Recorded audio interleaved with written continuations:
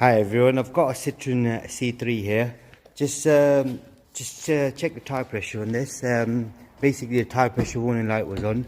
I've done the pressure now. To check it, it's on the passenger side. This is the tyre size that's on there at the moment, and that's the tyre pressure there, 2.3 and 2.3 front and rear. Unless you've got a load, you've got different pressure sizes there. Now to do it, it's quite a simple procedure. Now this is the Citroen C3 Aircross, as you can see here. So it's the newer model on an 18 plate. To do it, it's quite simple. You get in the car, shut the door, you start the car up. It's a keyless entry. Start the car up.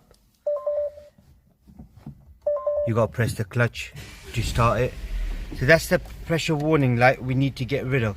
Now to do it, it's quite simple. We go into car. Now you've got under inflation initialization. Go into that saying make sure you have adjusted tire pressure. Yes, we have. So we press yes. As you can see now there, the light's gone off. Tire pressure is registered. Go back to main menu, switch the car off. We start the car up again. Now that light we need to worry, so here we go. That's it, that's all done. That's all you got to do on your car as well. Any more information, please do let us know.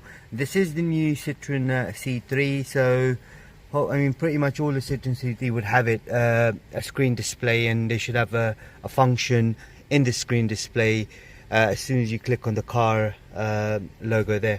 Okay, thank you very much. Goodbye.